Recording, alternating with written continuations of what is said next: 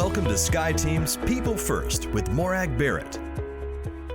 My guest this week is Tony Segreto, who is one of the most widely recognized and influential sportscasters in the South Florida area. He has been filling television sets in the homes of the area for more than 40 years, and I am honored to call him a friend and colleague. And so, Tony, welcome to People First.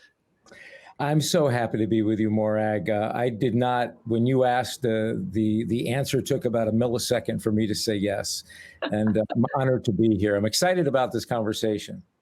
Well, I'm going to take you down memory lane. So my vision for People First is allowing individuals and thought leaders and icons such as yourself to share their story, their leadership journey. So I'm going to take you back to when you were a wee lad, a nipper. Just yay high. And I'm just curious, when you were a wee lad, what did you imagine you were going to be when you grew up? What did you want to be? Well, I either wanted to be Roy Rogers, who for many of you was, a great cowboy. He had Trigger. I wanted to have a horse just like Trigger. I wanted to be a Major League Baseball player, or I wanted to be a broadcaster. In fact, when I was in eighth grade, I wrote a paper as to how I would be a sportscaster, a network sportscaster. And I've been reminded about that by all my buddies who I play ball with. I accomplished two out of the three in a way, which was I've had a very blessed and charmed life. There wasn't much need for a Roy Rogers cowboy by the time I turned 18. So, or there is, I just, I wasn't in that space. But as I was graduating high school, I was drafted to play professional baseball and opted to wait and go to college and play ball. But at the same time, I was offered an opportunity to go to work for NBC. And that was an opportunity that I just couldn't pass up. So I switched universities. I went to the University of Miami and had a great education there and still a very active alum there. And little did I know I'd become a broadcaster for their nationally televised and national broadcast football team. In the middle of that journey, just real quickly, I was working for NBC and I was about 20 years old. And in South Florida at the time, the Baltimore Orioles were having a tryout. And my immediate manager said to me, how about you do a story where you try out for the team and let's see what happens? And I said, okay. Well, I tried out for the team and made the last three, and I was offered a contract to go play for the Orioles. And I really gave it some serious consideration. But then I said, you know what? And it was tough because my little group of friends all went out to play for the Yankees or the Texas Rangers and made some big names with themselves, who I'm still dear friends with now and hear from them daily. And we sort of laugh about it. But my journey with NBC was remarkable because not only was I based in South Florida, like you had mentioned, and thank you for that beautiful intro, and for icon maybe a little strong, but icon for me. I was based local, but I was able to do national for NBC. So I was able to travel the world for the network in various stages for various different things. And I think that's what made my career so very special, because not only did was I able to stay in an area that I loved and I was able to raise my family there, I was able to travel the world and represent, to me, the most dominant network at the time. Mm-hmm. So the passion for sports started at a young age as a player and then latterly as the fan and as the sportscaster. Yes, it did. I really did. I had a passion for sports for a number of reasons. One, I loved competition. And to this day, I'm competitive. I'm extremely competitive. My wife looks at me and sort of shakes her head. She says, you are still too competitive. And even when I play a game with my children or we do something together, I'm like, I'm in it to win it. So I love competition. That's why I kind of love what I did, because we were competing every day against other networks, against other, outlets, whatever the case might be. I loved being part of a team that was a collection of individuals that came from all different areas of life. It taught me real quick about diversity. It taught me real quick about, getting along and having respect for people that you may not get along with philosophically, but you're part of a team. So that respect for them and to be able to work with them together for a common goal was vital. So to be able to vet that out and be a part of that, I think enabled me to have a rich life of not only just being able to cover amazing sporting events from, Olympics to, championships to World Series, yeah, you name it. But to be able to understand how important culture and leadership and teamwork is, whether you're on an athletic team or whether you're in a business. Yeah. And what I admire about the work that we've been able to do together is your ability to easily connect with others, or at least give the outward appearance of it being ease and put people at their ease. So how do you do that? What's the secret for connecting with such a diverse people who might be all going, oh my God, it's Tony, and be a little bit starstruck or a little bit tongue-tied when they first meet with you? What advice do you have for young leaders in terms of building their network and connecting? I think it's important to understand that you need to value people no matter what they do or who they are, and you can't label them. You can't put them in a silo and say, oh, he's a wealthy person, he's a poor person, or she, or whatever the case might be. I was taught at an early age by my father that you really needed to be able to adapt to whomever you had as a friend, and that it didn't matter what your friends did. That, especially when I got into the position I was, where you were highly visible, you were exposed to, an enormous amount of people. And I think what was important that my dad, God rest his soul, always preached was, always stay grounded, always understand you're Anthony Segreto, not Tony Segreto, that you have a family, you were brought up with a certain lifestyle and a certain culture within your family home, and you need to maintain that at all times. But at the same time, you need to be able to understand that whether you're talking to a PhD, whether you're talking to a man or woman who delivers your mail, or, let's just go through the spectrum. You kind of get the focus here, that you take time to value them as individuals and get to learn to know them. And to this day, Morag, my friendships are so eclectic. It's incredible. Some are billionaires 10 times over with private jets that fly all over the world, and some can barely rub two nickels together. And I love them both, not because of who they are, not because of what they do or what they have, but because of who they are. I love their souls. I love hearing their stories. So I think that's really, really helped me a lot, because I love connecting with people. I love finding out what makes them tick. And I have a great respect for example, the Lord blessed me with some talent, but he didn't bless me with the talent to make a desk or build a house or put a roof on or some. And those people who have that ability, those artisans, fascinate me. I can't talk to them enough. I can't ask them enough questions. And so that's kind of a long road to the answer. But I think that's what's really helped me a lot, because I do truly connect with people. I really do. It's not you can't fake it. And I tell young people all the time, especially those who want to get into my business, my former business, you need to be yourself all the time. You can't be two different people, because if you're two different people, like if your persona on TV is one person and your persona off TV is another, you're going to get mixed up. You're going to confuse the audience, and you're not going to come off as genuine. You're going to be very disingenuous. So I think that's what you need to be. And you need to understand that we all bleed the same color blood. We all have the same soul, and our heart beats the same way to keep us alive. And that's one of the things I love seeing in the evolving workplace, is that openness to different perspectives and different points of view. And in fact, as much as 2020 has been one of the most stressful years for many people, with us all working from home and the impact it's had, it's also in some ways leveled the playing field in that everybody is now working remotely versus you're just the sole voice on a webcam or whatever.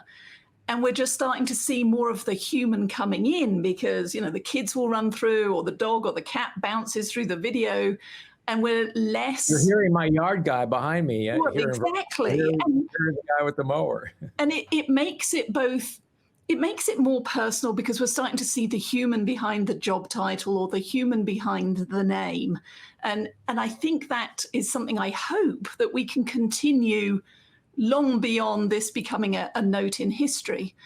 So I'm curious, we're in the midst of this. We don't know when this becomes the footnote in history, but I'm curious, Tony, what do you hope that the collective we take away from the experience that has been 2020 so far? Well, it's interesting because I had a conversation with my son about that, and you've met my son. Mm-hmm. And this was when,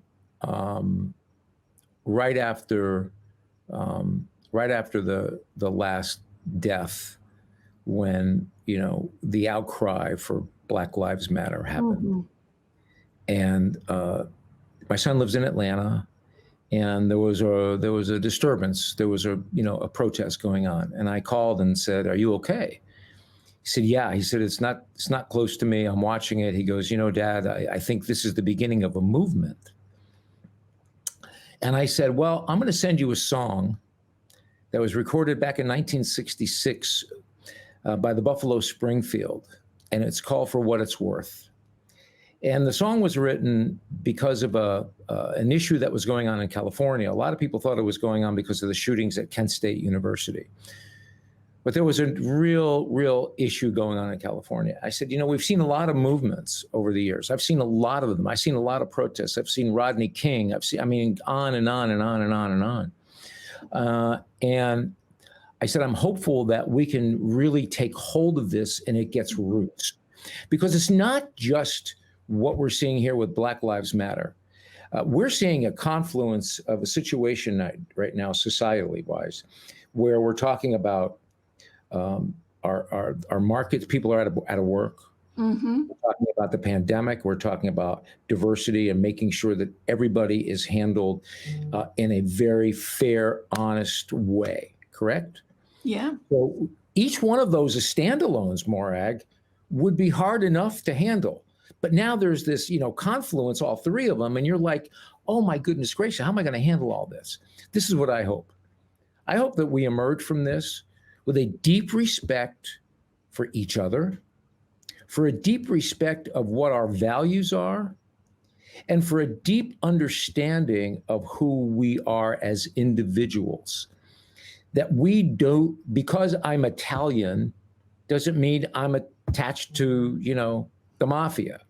Mm-hmm. Because you're English doesn't mean, like yourself, like you're going to have crumpets every day, right? We can't. Although we're gonna gravitate to those people because there's a familiarity, right? Mm-hmm. There's this commonality. Italian food. English. The proper way to speak. Whatever the case might be. I don't mean to. We're not going to lose that. I just mean we need to not put labels on everyone, and we need to respect them with a value, with a true value, that they're valued people. And that they were placed on this earth, by a higher power, by God, by what you believe in. And my hope is that we value not only each other, but value each other's personal space.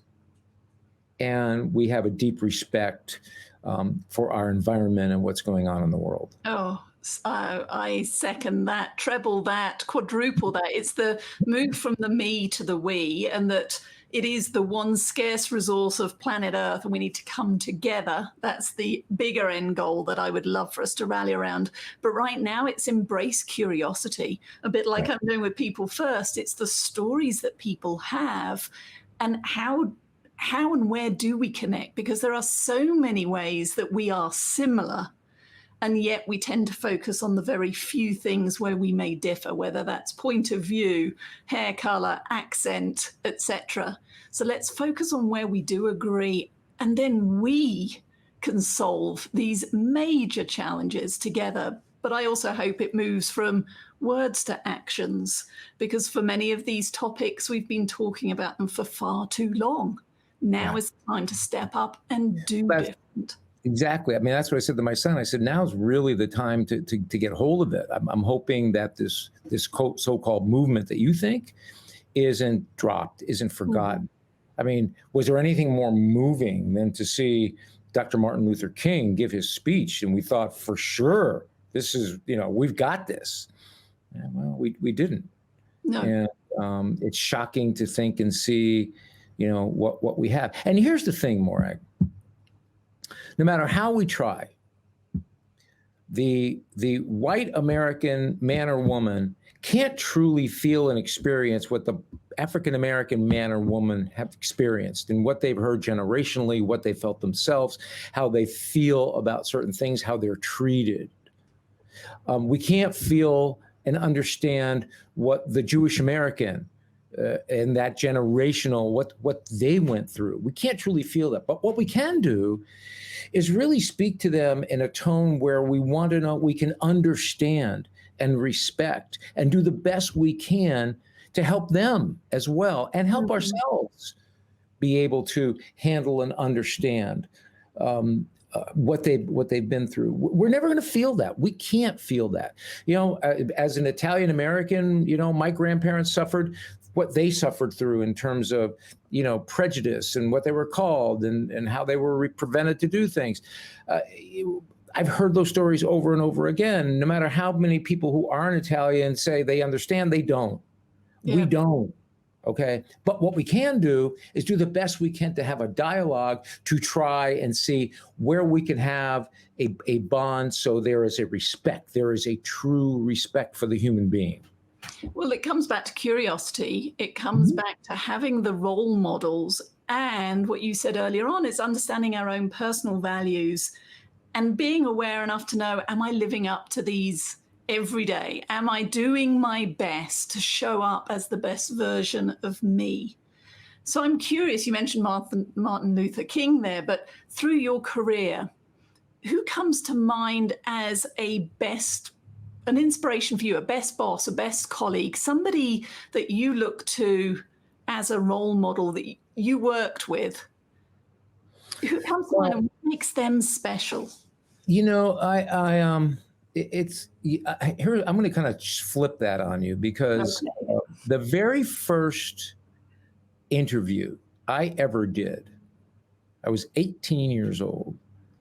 I interviewed Jesse Owens. Oh. Now, for context. First interview? My first interview was with Jesse Owens. Wow. For context, for people who don't know, one of the greatest Olympians of all time. Mm-hmm. And this is well documented in his book, but I got to spend time with him. In fact, and I will share this with you without getting into detail.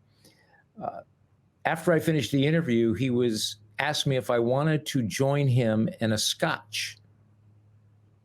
And at the time, you could drink when you were 18. Okay. And you and I have shared a few scotches together. Mm-hmm. Yes, we have. And at the time, I had never had a scotch. And he said, well, young man, how would you like me to teach you? Ooh. Pretty hard to pass up at Jesse Owens teaching you how to drink scotch. But yes. the takeaway here was this.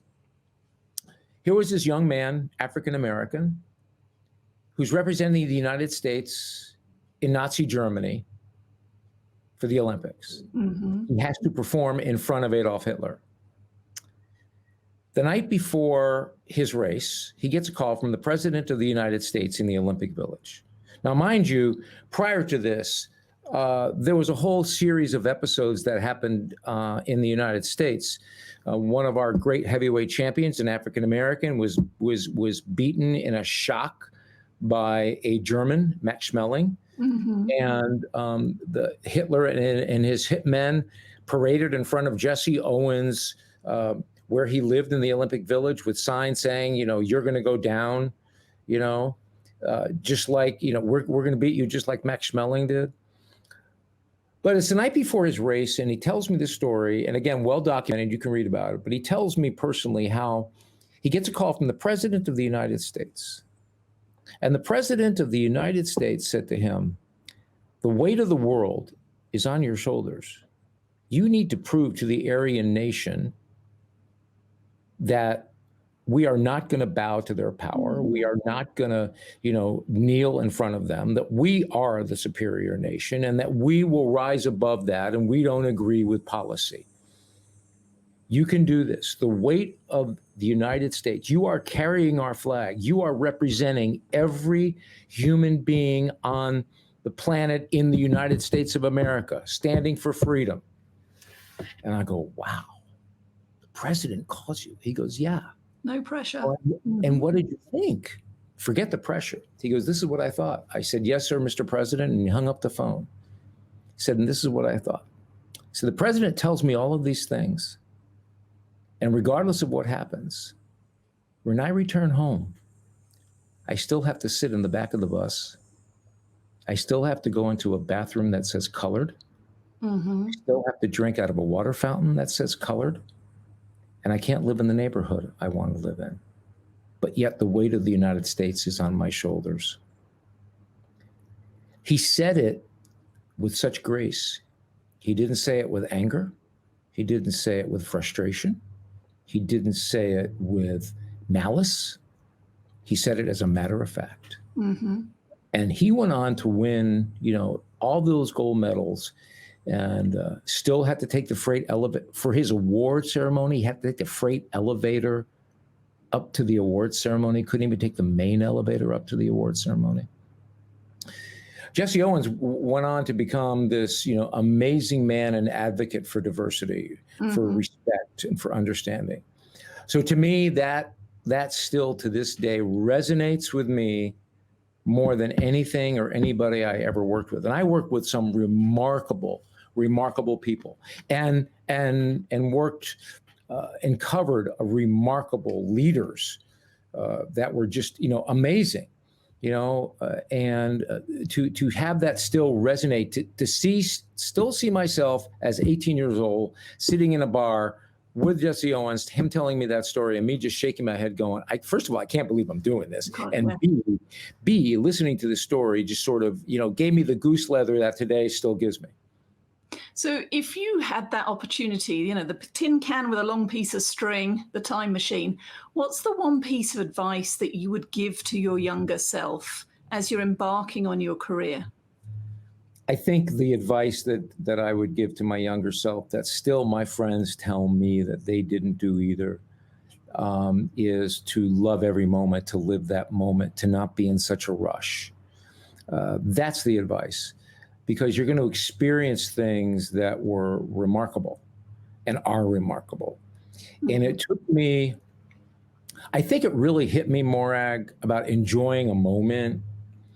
And again, I'm just, you and I are friends, so you want to know the truth here, was when I was sitting in the Oval Office with the first president, George Bush.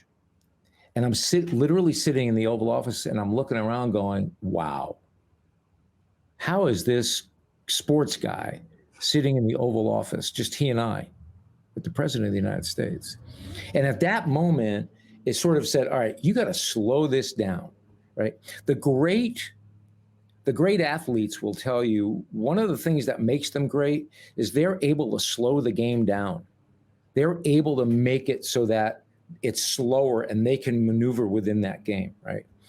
And that's when I said to myself, I need to slow myself down. And so my advice is to really embrace those moments, enjoy them. Don't rush through them. Don't keep looking, 30 steps ahead. Be where you are now. Be as good as you can be now. Get better so that if it's meant to be, you will go on. But if it's not meant to be, things will still come your way, because that's really ultimately what I did. Every time I was given an opportunity to go to a new place, whether it was ESPN when it first started, or to Cleveland or New York, or bigger markets locally, but I was still with the network. Every time I did that, every time I was offered that, something else better would come along with it that the network would offer me to do things for the network and still stay based in South Florida. I like so that. That would be my you advice. get sucked into the chasing versus the savoring. Absolutely. It's like, there's an old Southern saying that, and I'll use Thanksgiving dinner as an example, that the Thanksgiving meal is just as much fun, smelling as it is eating, right?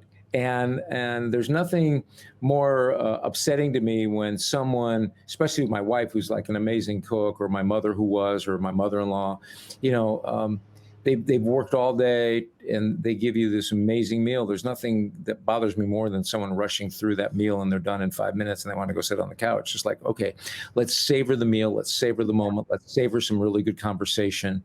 Let's have an opportunity to spend time together and enjoy and have the meal be the vehicle, but the conversation is really the outcome. And I have some very fond memories of slow dinners and long conversations, far-reaching conversations, and I look forward to that opportunity again when we're all allowed out to play at some point in the future. So I'm curious then, you have a new passion project. Tell me about your new passion project. So, well, I was, I am well into my senior years, and I still try to stay as active as I can, and I try to stay young at heart. I give advice to young people that I see today, and they go, "What is one of the things you tell young people?" You ask me, and I told savor the moment. But one of the other things I tell them is, when you get older, don't hang around people your age. Hang around people younger, so you can stay young at heart and young in mind. Because I was noticing when I was, over a period of time, I was hanging around, a bunch of old buddies of mine and who are still and I love them to death. But I think I kept hearing them talk about, I got cataract surgery, I got a hip done, I got this, I got that. Did you sign up for AARP and all these things? And I thought to myself, goodness me, I know I need to be aware of all of these things, but I think that what's important is that we need to empower senior citizens to understand that they have a lot of value left and a lot of great things to share. So I created the Baby Boomer Report, and it's all about empowering the boomer to understand that they have things that they can still do. And I brought in a bunch of friends of mine to help me with it, but I interviewed a bunch of friends of mine who are still at the age of 75, 80 years old, very active. I have podcasts with them and video casts with them. You can find them on the babyboomerreport.com. We also have a Facebook page, but our babyboomerreport.com is going to, I had an opportunity, spent a lot of time with Kobe O'Brien, the very first Mouseketeer with Annette Funicello with Walt Disney, who at 75 years old, he was a drummer. At 75 years old, is still touring the country with Annette, with Jennifer Peters. I just lost her name. So, Bernadette Peters. There we go. So he's still touring with Bernadette Peters. I interviewed Cousin Brucey. For those who live in the Northeast and who know, one of the quintessential, probably the greatest name in radio disc jockey history. And at 75, 80 years old, still kicking and still doing radio. I interviewed amazing Bucky Dent, a guy I grew up with, and he hit the home run to beat the Boston Red Sox. He's my age. He's still active, doing a lot of charity work and involved with the Yankees. Gayle King, just to mention a few, two police officers who were 25-year veterans of New York City police, undercover police, decide to leave New York City after 25 years, and at the age of 65, move to Vermont and open up a bakery. Oh, wow. And I interviewed Gayle King as well, who, you see her on CBS Morning News every morning. And you can find all of those. And I think they're inspiring to listen to. I think that they will give you a little foot up and a spring in your step. And I'm very passionate about it. We're bringing on different boomers all the time. We're about to talk to KC and the Sunshine Band, who are still performing. So that's my project, among other things too. I'm doing a lot of virtual things now, and but I think that's kind of my passion now. Just really trying to connect with the boomer to understand that Life doesn't, we don't have to set our clocks for 3 o'clock to watch that afternoon television show. In fact, please don't. And as a card carrying member of AARP, and therefore officially now a woman of a certain age, I love the fact that the future is continue to be active, continue to get involved, continue to reinvent your career and maybe open a bakery somewhere. The options are there. You've just got to choose them and seize them. And you have to trust yourself and believe in yourself. And I think it's this, Morag, find out what not only your passion, but find out what are you curious about. And if you find that curious part of you and match it with a passion, no matter how old you are, you can make a success out of it. And if for no other reason, not monetarily, but it's success for your own inner being, for your own satisfaction. Like I said, I'm not handy, but in Vermont, I'm talking to you from my studio in Vermont. In Vermont, I become a handyman. I can, if it may take me a month to sand a desk and refinish it, but I am so proud of myself when I'm done, because I was curious enough to figure it out and then see if I could make it work. So that's what we're trying to do. Tony, you're awesome. I have thoroughly enjoyed this conversation. Thank you very much. I'm going to make sure all of that information is in the wrapper and the show notes below. But thank you, and I wish you and your family and everybody you hold dear continued health and success. God bless you, my friend. I could not have enjoyed a more wonderful half hour. I hope I didn't manipulate your time too much, because I love spending time with you, A, and B, when it comes to maybe helping or giving some words of wisdom. Hopefully there was something sage in there that it's fun to do. Absolutely. Thank you. Thank you so much for joining Morag today. If you enjoyed the show, please like and subscribe so you don't miss a thing. If you learned something worth sharing, share it. Cultivate your relationships today when you don't need anything before you need something. Be sure to follow SkyeTeam and Morag on LinkedIn, Facebook, Twitter, and Instagram. And if you have any ideas about topics we should tackle, interviews we should do, or if you yourself would like to be on the show, drop us a line at info@skyeteam.com. That's SKYE team.com. Thanks again for joining us today, and remember, business is personal and relationships matter. We are your allies.